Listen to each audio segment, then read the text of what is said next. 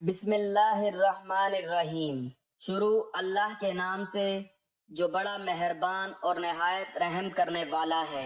فجر کی 2 سنتوں کے بعد قرآن کی یہ سورت جو پڑھتا ہے، اللہ سے جو دنیا کی قیمتی چیز مانگے اللہ خوشی سے دیتا ہے۔ محترم ناظرین، قرآن پاک کی یہ سورت جو شخص فجر کی 2 سنتوں کے بعد پڑھتا ہے، فرشتے اسے گھیر لیتے ہیں۔ ناظرین، قرآن پاک کی سب سے پرسکون اور آنکھیں روشن کرنے والی صورتوں میں سے یہ صورت آپ کو اللہ کے قریب کر دیتی ہے۔ یہ صورت غریبوں کو امیر، بیماروں کو صحت مند اور حاجت مندوں کی حاجت کو پورا کرتی ہے۔ یہ صورت پڑھنے والے سے اللہ تعالیٰ خوش ہوتا ہے۔ اگر کوئی صبح پڑھے تو فرشتے دن بھر اس کی حفاظت کریں گے، اور اگر رات کو پڑھے تو فرشتے ساری رات اس کی حفاظت کریں گے۔ یہ خاندان میں اتفاق کو برقرار رکھنے اور کسی بھی قسم کے تنازعات کو دور رکھنے میں بھی مدد کرتی ہے۔ یہ صورت مال اور ملازمت کے لیے قیمتی ہے۔ جیسا کہ ہر کوئی اپنی زندگی میں کامیاب ہونا چاہتا ہے، تو اس صورت کو روزانہ 1 مرتبہ صبح کی نماز کے بعد لازمی پڑھیں۔ یہ قرآن کی وہ صورت ہے کہ جس کی تلاوت جنت میں اللہ رب العزت خود فرمائیں گے، سبحان اللہ۔ صحیح مسلم کی روایت میں ہے کہ رسول اللہ صلی اللہ علیہ وآلہ وسلم نے فرمایا، جو شخص فجر کی نماز پڑھ لیتا ہے وہ اللہ کے ذمہ میں آ جاتا ہے، یعنی جو شخص نماز فجر کا فریضہ ادا کر لیتا ہے وہ اللہ کی حفاظت میں آ جاتا ہے اور اسے کوئی بھی نقصان نہیں پہنچا سکتا۔ ہم میں سے اکثر لوگوں کو ایک شکوہ ہمیشہ رہتا ہے کہ روزی میں برکت نہیں، گھر میں برکت نہیں، کتنا ہی کما لیں پتہ ہی نہیں چلتا کہ کہاں گیا۔ ہر وقت کوئی نہ کوئی پریشانی رہتی ہے، کبھی بیماری تو کبھی کوئی اور تنگی۔ اگر ہم اس تمام بے برکتی، تنگ دستی، بے روزگاری اور پریشانیوں کو نماز فجر کی عدم ادائیگی کے پس منظر میں دیکھیں تو معلوم ہوگا یہ سب بے برکتی اسی سبب سے ہے کہ ہم نماز فجر کی ادائیگی میں حد درجہ کوتاہی، غفلت، لاپرواہی اور سستی کا شکار ہیں۔ رسول اللہ صلی اللہ علیہ وآلہ وسلم کی اس حوالے سے متعدد احادیث موجود ہیں جن میں رزق کی تقسیم و فراوانی اور برکت کو نماز فجر کی ادائیگی سے مشروط کیا گیا ہے۔ ایک فرمان نبوی صلی اللہ علیہ وآلہ وسلم کا مفہوم ہے کہ رزق تقسیم کرنے والا فرشتہ ہر صبح فجر کے وقت بندوں کا رزق لے کر زمین پر اترتا ہے، لہٰذا جو دروازہ فجر کے وقت کھلا ہوتا ہے فرشتے اس کا رزق دروازے پر رکھ کر چلے جاتے ہیں، اور جو دروازہ فجر کے وقت بند ہوتا ہے فرشتہ اس کا رزق واپس لے کر چلا جاتا ہے۔ رسول اللہ صلی اللہ علیہ وآلہ وسلم کے فرمان کے مطابق فجر و عشاء کی نمازیں خیر و برکات سے معمور ہیں۔ ان دونوں نمازوں کی ادائیگی بے شمار نیکیوں اور ثواب کے ذخائر اور رزق کو برکتوں کے خزانے جمع کرنے کا سبب ہیں، جیسا کہ رسول اللہ صلی اللہ علیہ وآلہ وسلم نے ارشاد فرمایا، اگر لوگوں کو عشاء اور فجر کی نمازوں کا ثواب، اجر اور خیر و برکات معلوم ہو جائیں تو وہ ان دونوں نمازوں میں ضرور آئیں گے، چاہے کولوں کے بل گھسیٹتے ہوئے کیوں نہ آنا پڑے۔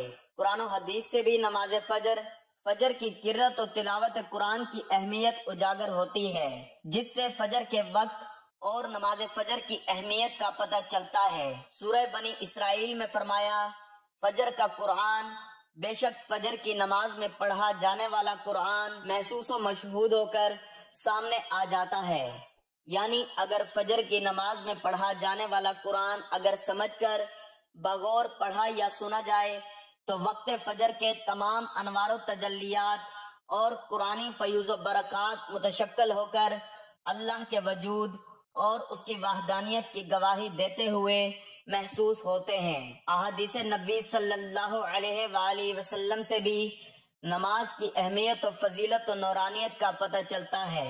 آپ صلی اللہ علیہ وآلہ وسلم نے فرمایا کہ فجر کی 2 رکعات سنتیں دنیا اور دنیا کی ہر چیز سے افضل ہیں۔ قرآن مجید اللہ کی سچی کتاب ہے، یہ اللہ کا پیغام اپنے بندوں کے نام ہے۔ اس سے ایمان بڑھتا ہے اور دلوں کے زنگ اترتے ہیں۔ قرآن مجید کی تلاوت کرنا باعث برکت اور ثواب ہے، مگر افسوس کا مقام ہے کہ ہماری اکثریت تلاوت قرآن مجید سے غافل ہے، دنیا کے کاموں میں اپنا وقت لگانے سے گریز کرتے ہیں، جبکہ تلاوت قرآن کے لیے وقت نہیں ملتا کا بہانہ کیا جاتا ہے۔ یقین جانیں تلاوت قرآن پاک سے اللہ وقت میں برکت ڈالتا ہے۔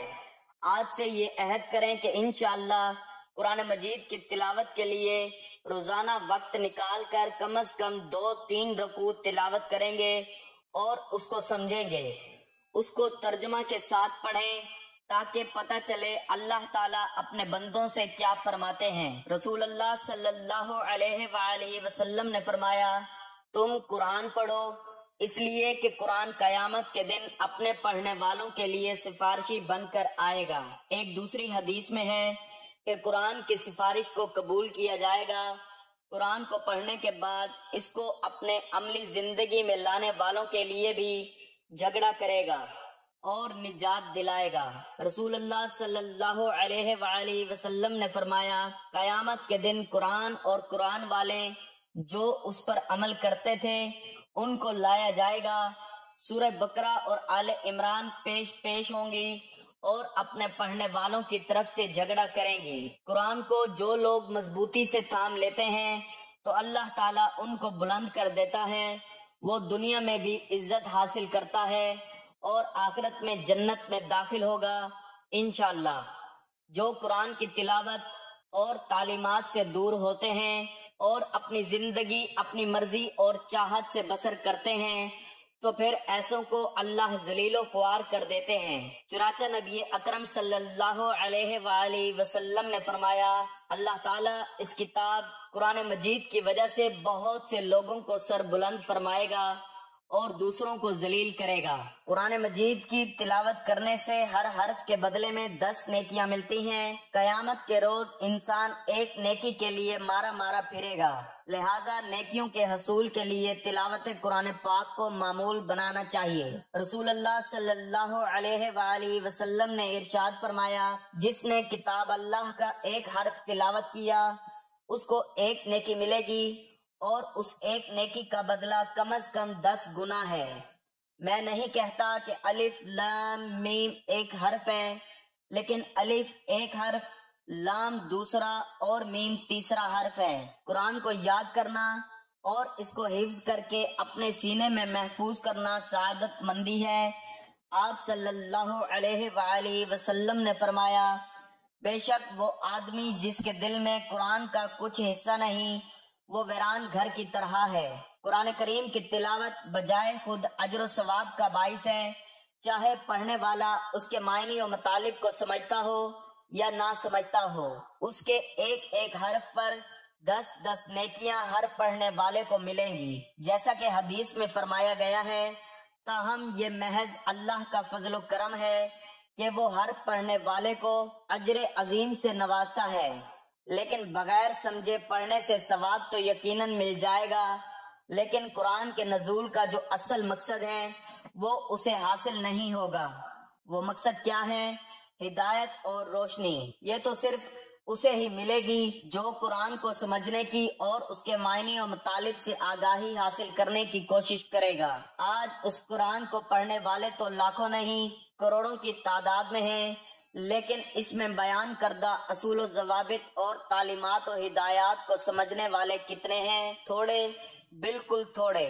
حالانکہ اللہ تعالیٰ نے فرمایا ہے، وَلَقَدْ يَسَّرْنَا الْقُرْآنَ لِلذِّكْرِ فَهَلْ مِن مُدَّكِرٍ، ہم نے قرآن کو آسان کیا ہے نصیحت حاصل کرنے کے لیے، کیا پس کوئی ہے نصیحت حاصل کرنے والا؟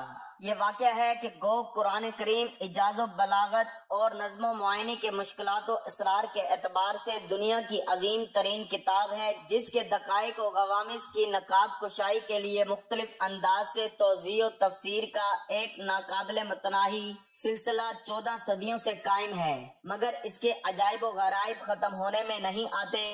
لیکن اس کے باوجود عمل کی حد تک یہ آسان ترین کتاب بھی ہے۔ اس سے ہر شخص علم بدیع اور بلاغت کی کتابیں پڑھے اور صرف و نحو کے قواعد جانے بغیر بھی ہدایت اور رہنمائی حاصل کر سکتا ہے۔ یہ بھی قرآن کا ایک اعجاز ہی ہے کہ علمی طور پر مشکل ترین ہونے کے باوصف عمل کے لیے یہ آسان ترین بھی ہے۔ بنابراً ہر مسلمان کے لیے ضروری ہے کہ وہ قرآن کریم کو محض تبرک کے طور پر ہی نہ پڑھا کرے بلکہ اسے سمجھنے کی بھی کوشش کیا کرے تاکہ وہ اس کے اصل مقصد نزول ہدایت کو بھی حاصل کر سکے۔ علاوہ ازیں قرآن کریم پر تدبر اور اسے سمجھنے سے اصل مقصد اللہ کی مرضی و منشا معلوم کر کے اس پر عمل کرنا ہو، نہ کہ محض اس کے لطائف و دقائق اور اس کے اسرار و غوامض سے واقفیت حاصل کرنا، کیونکہ یہ واقفیت تو عربوں کو حاصل ہے، ان کی زبان عربی ہے اور اس بنا پر وہ قرآن کے مطالب و معانی سے نہ آشنا نہیں ہے، لیکن چونکہ ان کا عمل قرآن پر نہیں ہے اس لیے دیگر مسلمانوں کی طرح وہ بھی دنیا میں مغلوب ہی ہیں۔ 30 لاکھ یہودی 11 کروڑ عربوں پر حاوی ہیں۔ یہ قرآن سے عارض و گریز کی وہ سزا ہے جو اللہ تعالیٰ مسلمانوں کو اس دنیا ہی میں دے رہا ہے۔ اس لیے قرآن کو سمجھ لینا ہی کافی نہیں، اس پر عمل کرنا بھی ضروری ہے، اور جب تک مسلمانوں کی انفرادی و اجتماعی زندگی قرآن کے سانچے میں نہیں ڈلے گی، ان کے شب و روز کے معمولات قرآنی ہدایات کے تابع نہیں ہوں گے اور مسلمان قرآن کو اپنا رہنمائی زندگی تسلیم نہیں کریں گے، ان کی ذلت و ادبار کا یہ دور ختم نہیں ہوگا، ان کی مشکلات کم نہیں ہوں گی اور ان کی وہ عظمت رفت بحال نہیں ہوگی جس کے وہ خواہش مند ہیں اور جس سے قرون اولا کے مسلمان بہرہ یاب تھے۔ پس ایمان والے تو ایسے ہوتے ہیں کہ جب اللہ تعالیٰ کا ذکر آتا ہے تو ان کے قلوب ڈر جاتے ہیں، اور جب اللہ کی آیتیں ان کو پڑھ کر سنائی جاتی ہیں تو وہ آیتیں ان کے ایمان کو اور زیادہ کر دیتی ہیں اور وہ لوگ اپنے رب پر توکل کرتے ہیں۔ کہہ دیجئے تم اس پر ایمان لاؤ یا نہ لاؤ جنہیں اس سے پہلے علم دیا گیا ہے، ان کے پاس تو جب بھی اس کی تلاوت کی جاتی ہے تو وہ ٹھوڑیوں کے بل سجدہ میں گر پڑتے ہیں اور کہتے ہیں کہ ہمارا رب پاک ہے، ہمارے رب کا وعدہ بلا شک و شبہ پورا ہو کر رہنے والا ہی ہے۔ وہ اپنی ٹھوڑیوں کے بل روتے ہوئے سجدہ میں گر پڑتے ہیں، اور یہ قرآن ان کی عاجزی اور خشوع اور خضوع بڑھا دیتا ہے، یعنی قرآن مجید سن کر ان پر اس قدر خشیت الہی اور رقت نفس طاری ہوتی ہے کہ جس سے ان کی آنکھیں اشک بار، دل موم اور پیشانیاں رب کے حضور سجدہ ریز ہو جاتی ہیں۔ اثر پذیری کا تذکرہ ایک جگہ رب العالمین ان الفاظ میں کرتا ہے، وَإِذَا سَمِعُوا مَا أُنزِلَ إِلَى الرَّسُولِ تَرَىٰ أَعْيُنَهُمْ تَفِيضُ مِنَ الدَّمْعِ مِمَّا عَرَفُوا مِنَ الْحَقِّ يَقُولُونَ رَبَّنَا آمَنَّا فَاكْتُبْنَا مَعَ الشَّاهِدِينَ۔ اور جب وہ رسول کی طرف نازل کردہ کلام کو سنتے ہیں تو آپ ان کی آنکھیں آنسو سے بہتی ہوئی دیکھتے ہیں، اس سبب سے کہ انہوں نے حق کو پہچان لیا۔ وہ کہتے ہیں کہ اے ہمارے رب، ہم ایمان لے آئے، پس تو ہم کو بھی ان لوگوں کے ساتھ لکھ لے جو تصدیق کرتے ہیں۔ اللہ تعالیٰ نے بہترین کلام نازل فرمایا ہے جو ایسی کتاب ہے کہ آپس میں ملتی جلتی اور بار بار دہرائی ہوئی آیتوں کی ہے، جس سے ان لوگوں کے رونگٹے کھڑے ہو جاتے ہیں جو اپنے رب کا خوف رکھتے ہیں۔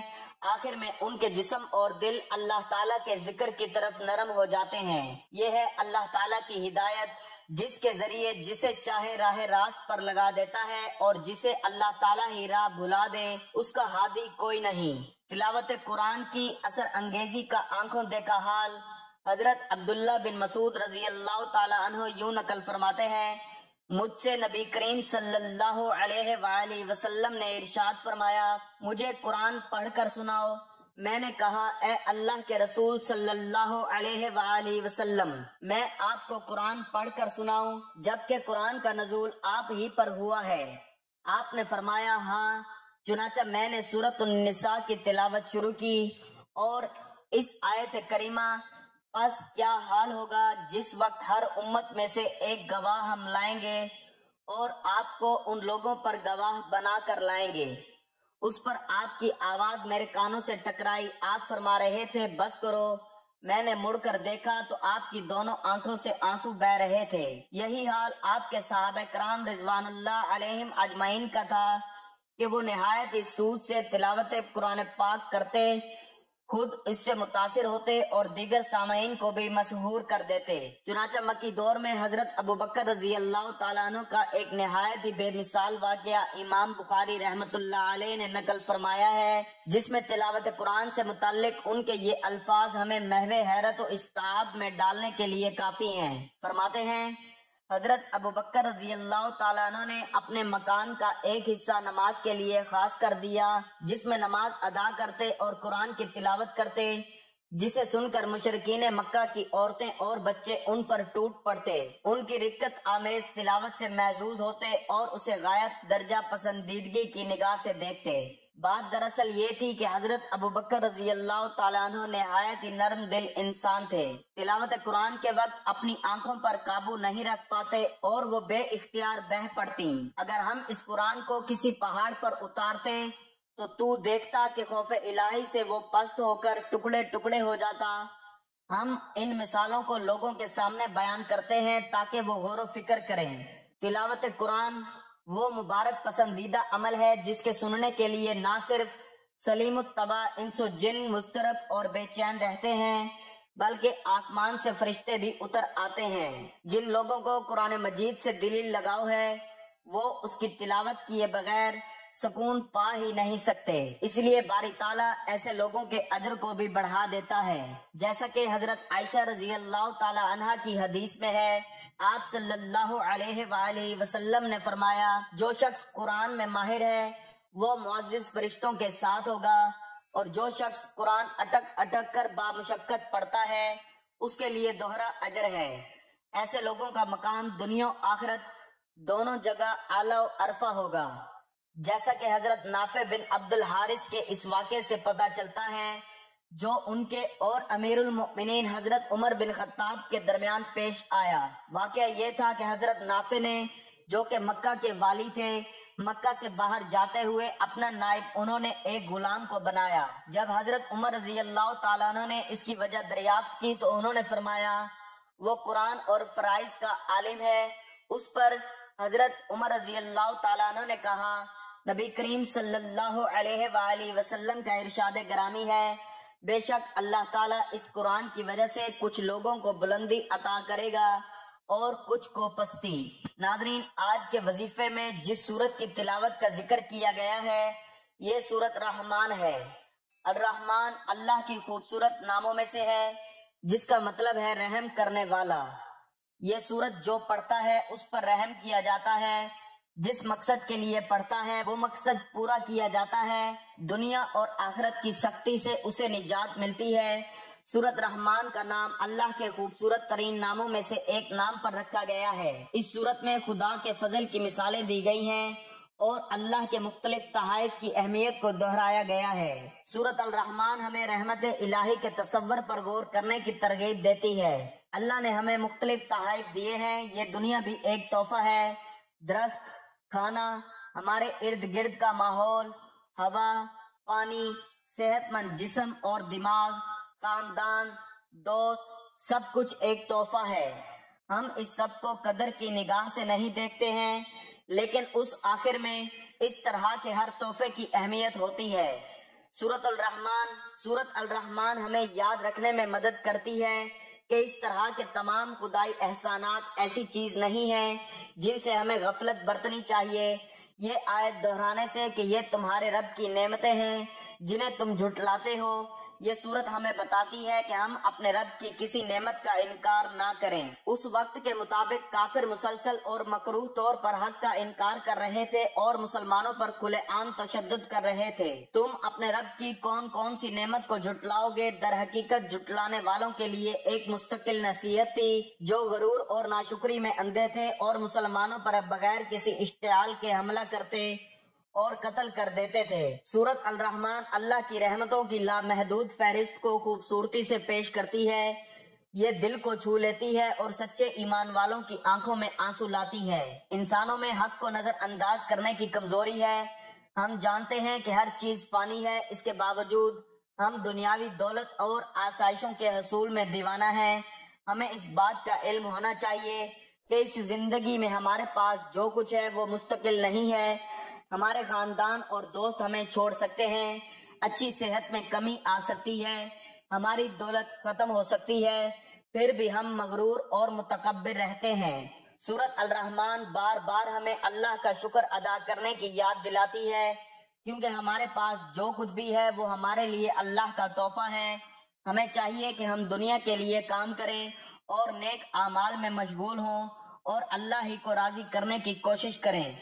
ہمیں معلوم ہونا چاہیے کہ مسلمان ہونے کی حیثیت سے سورۃ الرحمن کو دل سے سیکھنا امن و سکون کا باعث ثابت ہو سکتا ہے۔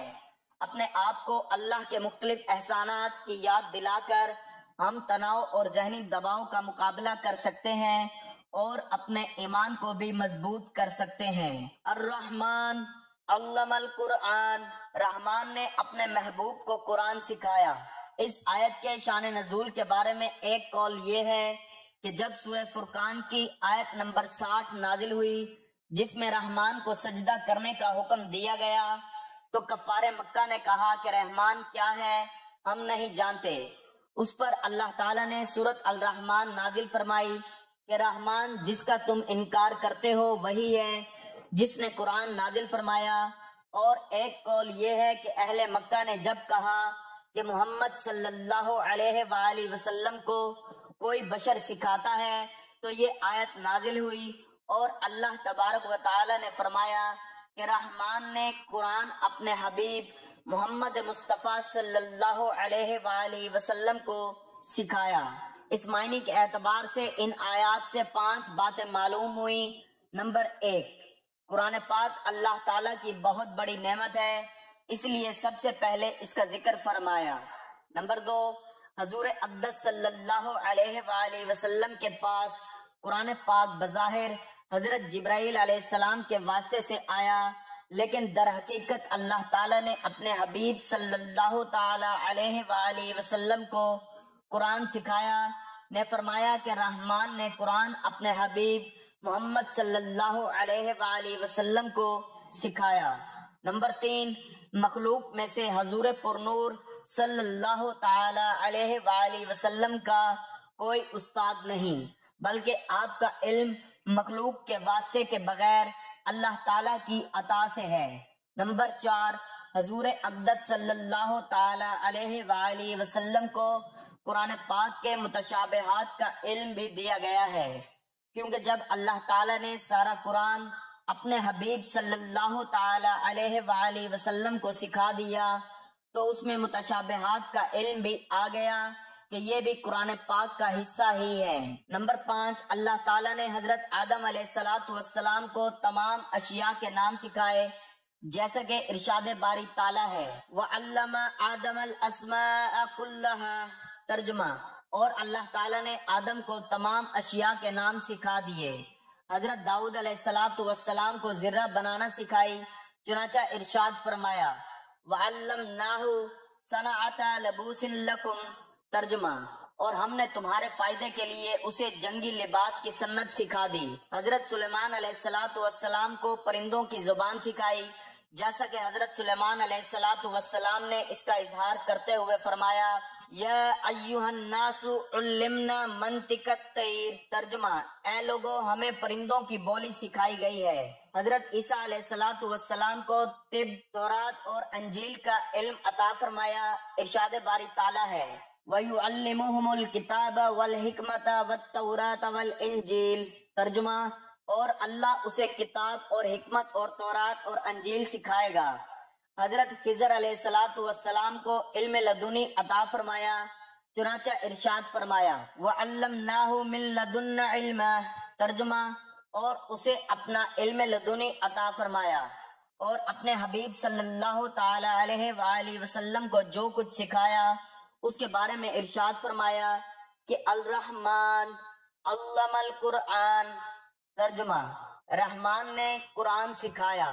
ایک اور مقام پر ارشاد فرمایا وَإِنَّكَ لَتُلَقَّى الْقُرْآنَ مِن لَّدُنْ حَكِيمٍ عَلِيمٍ۔ ترجمہ، اور اے محبوب بے شک آپ کو حکمت والے علم والے کی طرف سے قرآن سکھایا جاتا ہے۔ اور ایک اور جگہ واضح طور پر فرما دیا وَعَلَّمَكَ مَا لَمْ تَكُن تَعْلَمُ۔ ترجمہ، اور آپ کو وہ سب کچھ سکھا دیا جو آپ نہ جانتے تھے۔ اس سے معلوم ہوا کہ سید المرسلین صلی اللہ تعالی علیہ وآلہ وسلم کا علم تمام انبیاء کرام علیہم الصلاۃ والسلام بلکہ تمام مخلوق سے زیادہ ہے۔ محترم ناظرین، آپ بھی فجر کی نماز کے بعد ایک مرتبہ اس سورت کو لازمی پڑھیں۔ انشاءاللہ پورا سال اللہ پاک آپ پر رحم فرمائیں گے۔ جس پر اللہ پاک رحم فرما دے اس پر پوری دنیا رحم کرتی ہے، پوری دنیا اس سے پیار کرتی ہے، کائنات کی ہر چیز اس سے پیار کرتی ہے۔ تو آپ بھی اس عمل کو لازمی کریں، انشاءاللہ آپ کے سب کام آسان ہو جائیں گے۔ اللہ تعالیٰ سب کو اپنی رحمت کے سائے میں رکھے، آمین۔ ناظرین، گزارش ہے کہ اللہ تعالیٰ کے 99 ناموں میں سے کوئی ایک نام لکھ کر کمنٹس میں ضرور شیئر کریں۔ اللہ تعالیٰ ہم سب کا حامی و ناصر ہو، آمین۔ جزاک اللہ۔